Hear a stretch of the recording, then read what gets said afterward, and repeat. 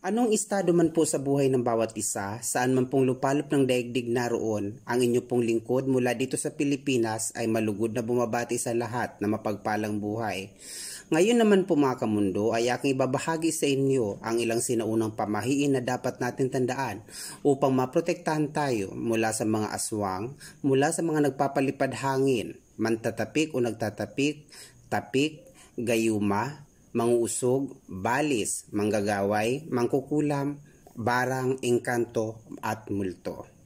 Mga kamundo, sa mga nais pong maniwala o may karanasan sa mga naturang senaryo, subukan nyo pong mapakinggan ng buo ang aking babahagi. Subalit bago po natin simulan, ugaliin po natin magpasinaya at magpasalamat sa karunungan at kadakilaan ng pong may kapal na patuloy sa pangangandili sa lahat ng may buhay sa buong sanlibutan. Ayon po sa lumang gabay, hango mula sa sinaunang lihim na karunungan at kaalaman ng mga sinaunang Asyano, kung kayo ay first time na mapunta sa lugar o probinsya, kayo po ay pinapayuhang pagdating nyo sa lugar na inyong pupuntahan ay gawin ang alin sa dalawang bagay.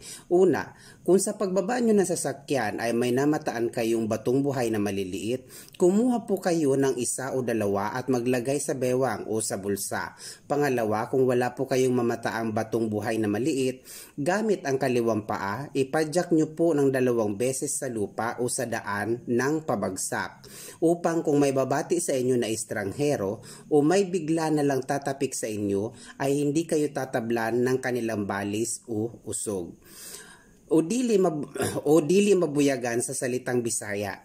Ayon din po sa lumang gabay mga kamundo, tandaan nyo po ito lagi, lalong-lalo na sa mga biyahero na madalas magawi sa malalayong lugar. Bago po kayong lumulan patungo sa lugar na inyong pupuntahan, lalong-lalo na kung ang lugar na inyong pupuntahan ay binabalot ng mga kwentong puno ng kababalaghan o misteryo, sikapin nyo pong makapag-salt bath o makapagdagat muna isang araw bago ang nakatakdang pag-alis o biyahe. Kung malayo po kayo sa dagat, maaari nyo pong gawin ang pagsusalt bath gamit ang kalahating kilo ng asin. Mga kamundo, ang pagsusalt bath po katumbas po nun ay aura cleansing. Kahit anong klaseng asin po upang hindi po aswangin ang inyong lakad at hindi kayo mabiktima ng pandilinlang ng mga multo, engkanto, manggagaway, mangkukulam, mambabarang at manggagayuma. Narito po ang kaparaanan kung paano isasagawa ang pagsusalt bath o salt bathing. Basain ang buong katawan mula ulo hanggang paa, dahan-dahang ipahid o marahang ipanghilod ang asin mula noo hanggang paa, hindi po kasali ang buhok. Lahat po ng sulok ng ating katawan kailangan madaanan ng marahang paghilod ng asin hanggang sa maubos ang asin. Panatilihin ang asin sa katawan sa loob ng 3 hanggang 5 minuto bago banlawan. Saka lamang po kayo mag-proceed into regular bathing gaya ng pagsashampoo, pagsasabon, etc. At saka magbanlaw uli.